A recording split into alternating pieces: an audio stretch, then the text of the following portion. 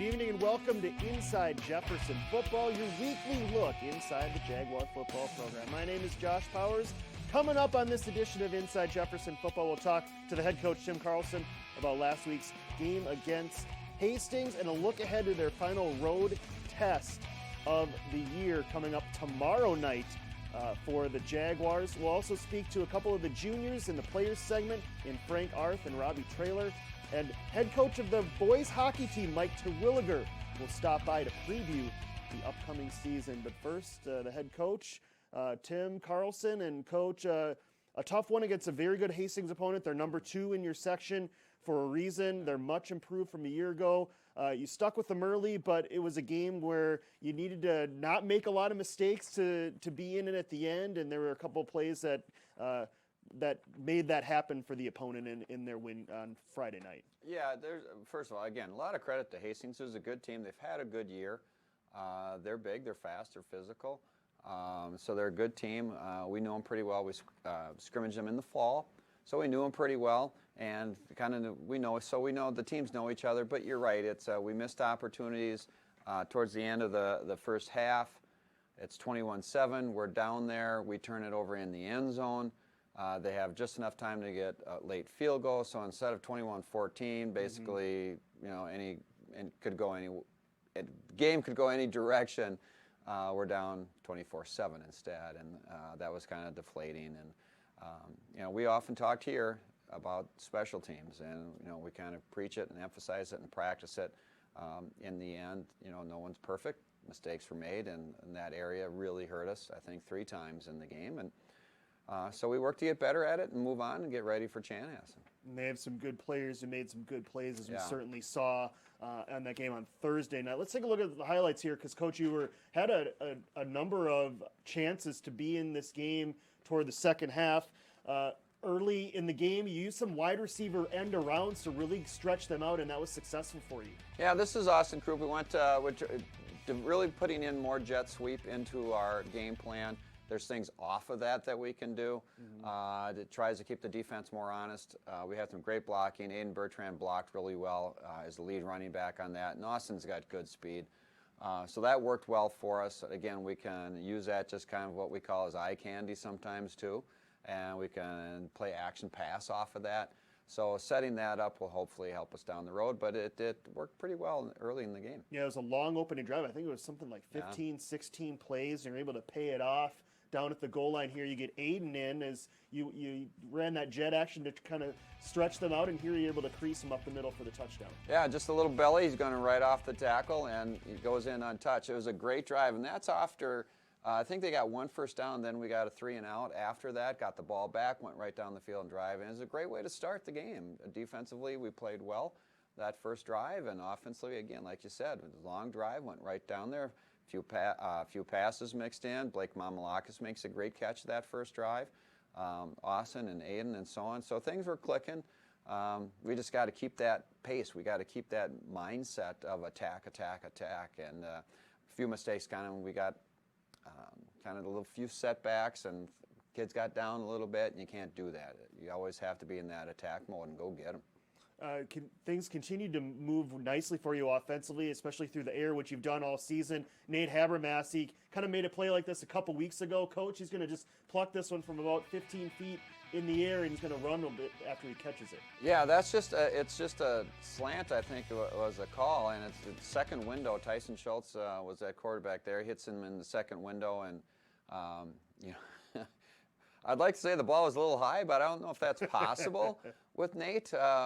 Again, it's 6'7" or wherever it is, and he sticks those arms in the air, and it's a nice big target, and he makes a nice catch on that one. More from the passing game later in the game, second half, Coach, you're able to make another big explosive play. These are the kind of plays you're going to need to hit this week and into the playoffs to really have some offensive success. Nate again. Yeah, there's Nate again. Tyson with a nice throw down the sideline. Again, it's in an area where only Nate could get it, kind of towards that sideline. Again, the line protected well in that play. If we're protecting well and give our quarterback time, whether it be Robbie or Tyson, we'll hit the receivers. We have good receivers who can catch the ball, and Everything starts up front. They don't get any glory when things, go well, but everybody gets mad at them if things don't go well, and that's just the life of a lineman. But if we protect well, our quarterbacks will find the receivers. Final one for you. You didn't get the win on Thursday, but just overall, how was that senior night? How was that game experience? Another great crowd, great weather for it. From my view, just a terrific night for the community. How about from your side? Yeah, I have been so impressed and happy with everything, back to football kind of mentality, not just for our team, but for the community. Like you said, we've had 4 games at home, and they've been packed.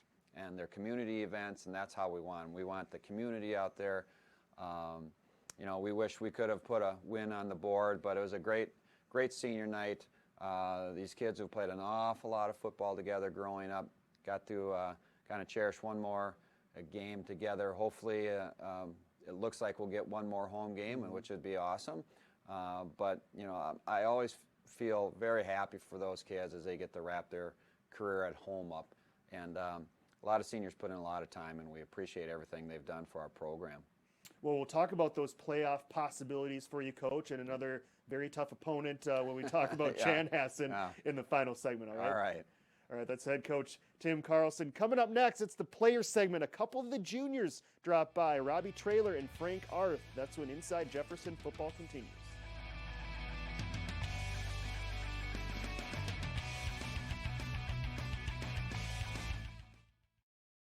We will never fully understand what we've asked of you, or your families, asking you to put yourself in harm's way, to endure it all. But we do understand that it's our turn, our duty, to keep you secure for the rest of your life.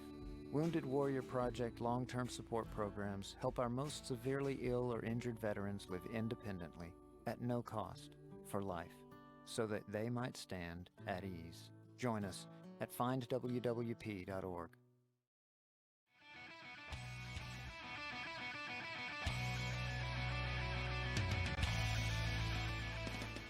Back on Inside Jefferson football, final game of the regular season for Jefferson. Tomorrow night, they're on the road as they take on the Chanhassen Storm out in Chanhassen. A couple of the juniors join me now. Robbie Traylor, Frank Arth. Appreciate it, guys. Thanks for having us. Yeah, thanks for having us. Robbie, we'll start with you. You've been starting at quarterback all year. What is it like? Normally, the quarterback that starts is a senior.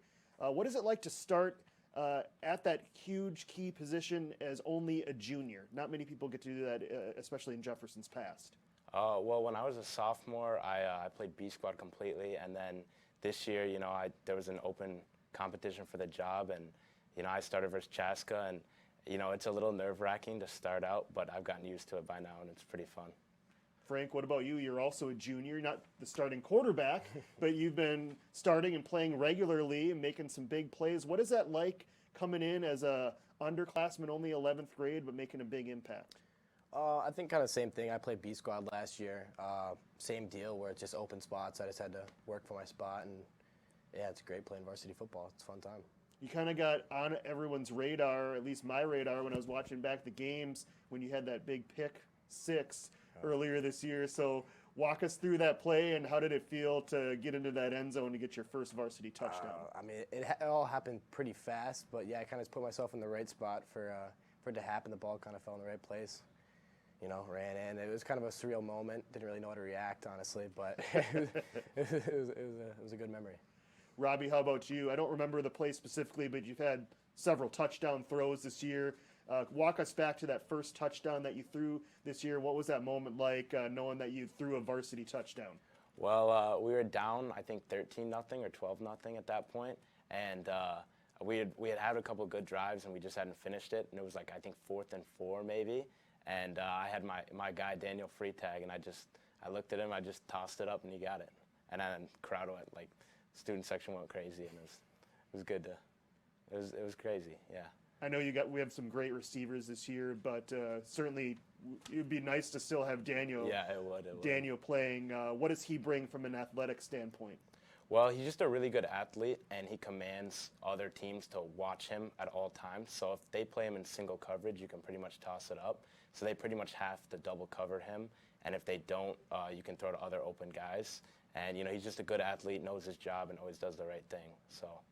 I saw him after the game on Thursday. Looks like he's going to be good to go for basketball, which transitions me to the next set of questions for you guys, because you're both multi-sport guys for Jefferson. Yeah. Frank, we're going to be bringing out your head coach here for hockey. Mike, you're a hockey guy. What are you looking forward to in the upcoming year? Maybe start from the beginning. When did you take up the sport of hockey?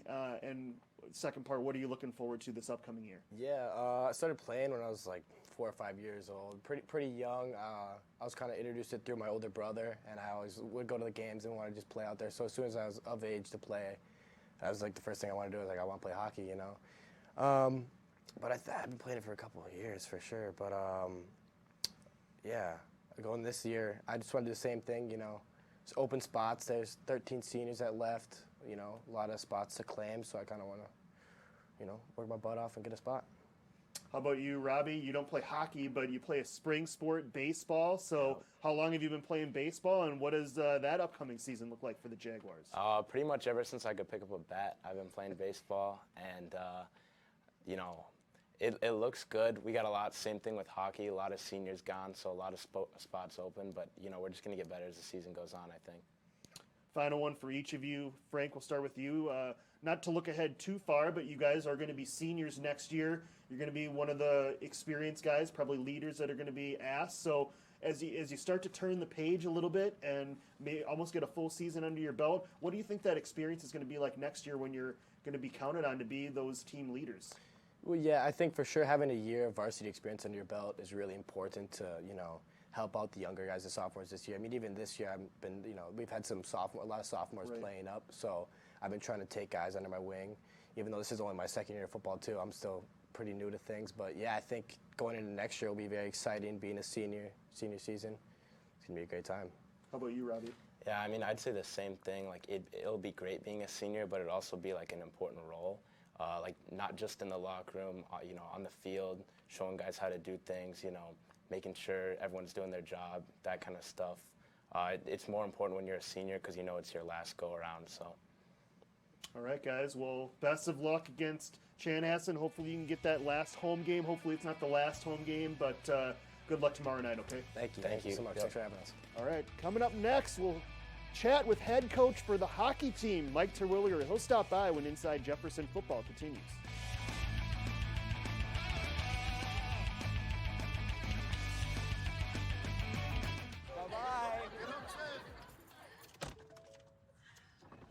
Hi. Hoping for a crisp breeze to help keep you alert.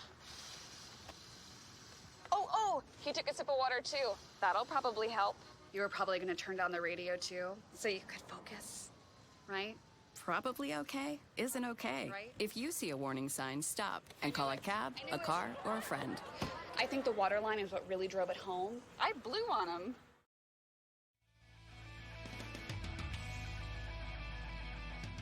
Back on Inside Jefferson football, Jefferson takes to the road tomorrow night, a Wednesday game, just like pretty much everybody else in the state of Minnesota. Chanhassen, the opponent, at 7 o'clock. Hopefully not the last home game for Jefferson, depending on how they do tomorrow. And the other teams in the section, they could get one more home playoff game. We'll know over the weekend what the Jaguars' fate is. But not here to talk about football anymore. Head coach for the boys hockey team, Mike Terwilliger, stops by. Mike, great to see you. Thanks a lot for the time. Yeah, thanks for having me. I'm happy to be here. Mike, before we talk about the boys team and the upcoming year, I know that's why you're here, but let's travel back to last spring and just unbelievable tragedy for the Jefferson hockey community with the passing of Mike Ryan. As part of that Jefferson hockey community, what was that time like, and walk us through kind of what has happened since then until now? Well, yeah, it's been really hard, and I really only known him just in the 3 years that I've been here, and so his roots go real deep. I mean, he was Jefferson through and through, and he helped a lot of people on both the boys' side and the girls' side. So there was a lot of our kids in our high school program last year that were coached by him, and squirts and peewees, and so there are a lot of heavy hearts that way, and obviously, a huge hole in the girls' program, and he was just always at the rink, and so. Obviously COVID's been kind of weird with hockey and things like that, but anytime you're at the rink the last few years, you almost always would see Mike there helping out or doing something, and so it just kind of feels strange that way. And he just left such a mark on so many people. So it's been hard. Mark Johnson's been hired to replace him, and he's doing a great job. And he's got big shoes to fill, and I'm confident he'll do a good job, and already is. But it's hard. We miss Mike, and we'll be thinking about him a lot this year. And I think you said it, how he touched so many people. That was the thing that really stood out for me, and in all of the news articles and the media that came out in the aftermath, is you didn't find anybody that had anything but amazingly positive things to say about him as a person, let alone what he did as a coach. Yeah, most importantly, he was a good guy and a good person and a good husband and dad and brother and all that. And just the kind of guy he was. As soon as I was hired, he called me up right away and offered his support, and we talked all the time on the phone. And he was one of the first guys always to send a text after either a big win or a tough loss, and just always so positive and optimistic. And yeah, we miss him a lot. And one of the things that to honor him is we put sticks out, or the Bloomington hockey community, and people across the state put their stick out, and our stick's still out at our house. I can't take it inside, so we still think about him a lot. So, walk us through your history with the game, Mike. When did you take up the sport of hockey growing up? Where did you grow up, and what led you to become ultimately in your career path the head guy at a school like Jefferson, a rich in hockey tradition, as you know? Yeah, well, I'm very blessed and fortunate to be a coach at Jefferson. That's for sure, and following some big footsteps and big shoes with Coach Lindquist and Coach Saradon for sure. But people aren't here don't like to hear I grew up in Edina, but I grew up next. We had a pond in our neighborhood,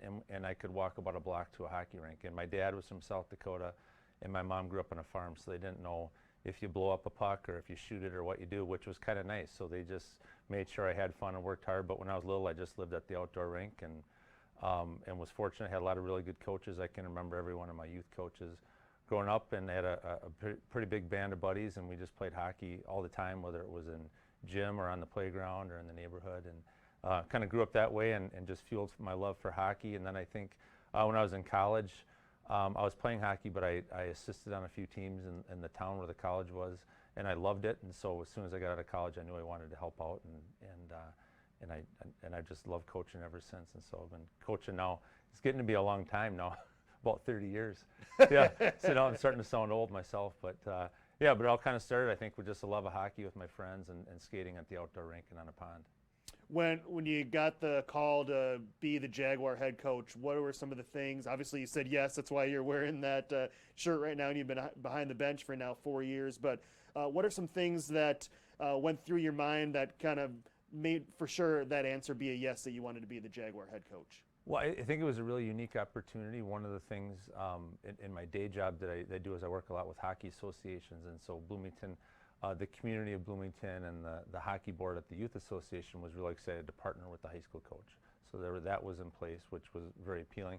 And just the tradition of Jefferson is second to none. So to be able to coach and be a part of the Jefferson hockey tradition was an unbelievable opportunity. So I think those two things kind of together, and then also Chad Nyberg's a great athletic director, and so there's a lot of support, I think, at the school as well. So a lot of really good things were in place, and so I was lucky to be offered it, and I jumped at it. So, what are some of the attributes of Mike Terwilliger as a head coach? How would you describe your coaching style and some of the adjectives maybe your players would use to describe you? Well, I hope they like playing for me. I love hockey, and I love working with kids, and so I think I used to be a teacher for 16 years, so I'm pretty patient, a patient guy as far as with hockey development and with as the team's developing and things like that. So I don't like to get too high or too low.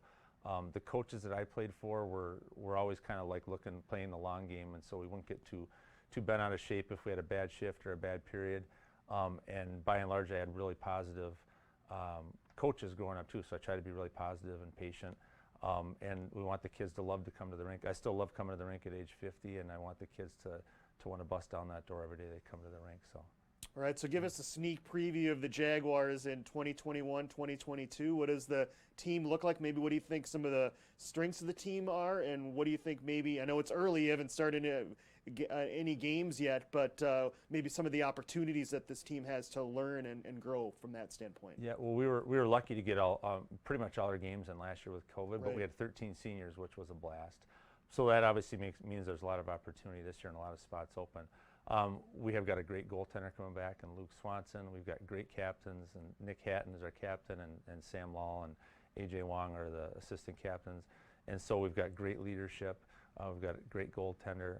So right there, that's a really good place to start. This summer, we get to work with the kids for about 6 or 7 weeks, and we had phenomenal work ethic, and kids were good at getting along together and things like that. So we're excited, but there's, we had some really good players on JV last year. There's some talented sophomores coming up, so it'll be fun to see, who slots in where once we start skating in November.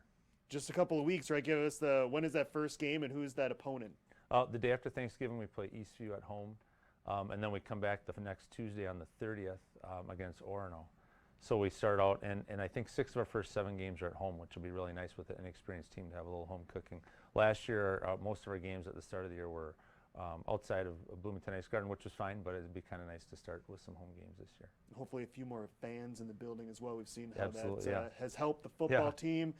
Mike, we really are looking forward to the season, getting back to covering Jaguar hockey not too far into the future. It always sneaks up on us fast, but thanks for stopping by. Best of luck this season. Yeah, thanks for having me, and thanks for all you do for Bloomington Jefferson sports, too.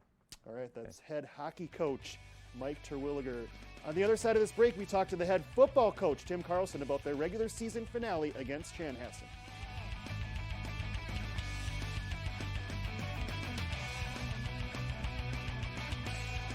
Why should young people care about the spread of coronavirus?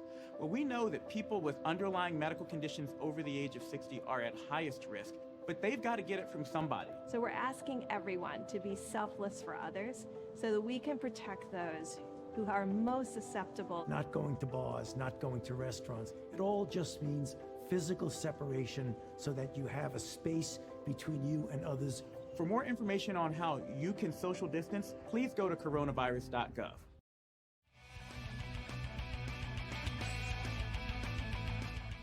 Back on Inside Jefferson Football, Chanhassen, the opponent for the Jaguars, their final regular season game of the season. Tomorrow night at 7 o'clock out in Chanhassen. To preview that, the head coach, Tim Carlson, stops by. Coach, before we get to the game, just right now you're in 4th position in the section out of 6, meaning right now you would get that home playoff game according to the QRF. Obviously, if you win this game tomorrow, that would all but ensure it. But still, there's a lot of things to play for. I know you're going to be doing a little bit of scoreboard watching, or maybe have an assistant coach do a scoreboard watch or something, but an important game for you and a lot of other teams around the state tomorrow.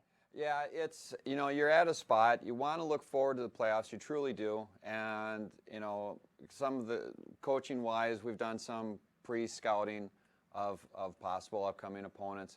But for me, in general, we have to get better this week against Chan. We need to clean up the punt game. We need to clean up our tackling. We need to, there's things we need to get better at, and we have to use this week to do that. When you play an opponent like Chan, it's kind of hard to look too far past them. They're so good. They throw the ball a little bit more than they have in the past this year. They have a junior quarterback, left-handed. He throws the ball a little bit more, but their defense has been the same that we've seen, and they're fast and athletic, and they're tough. They'll be a tough opponent.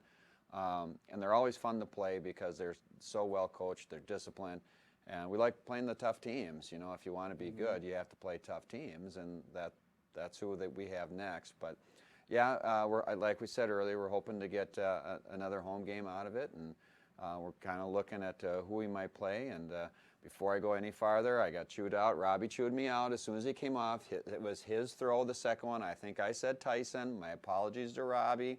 So we want to make sure we clear that up. It was Robbie's throw that Nate caught on the sideline, not Robbie. But so anyway, yeah, we're looking forward to whatever comes next for us, Chan, and then the playoffs. It's just fun time. Playoffs are fun time. Have you looked?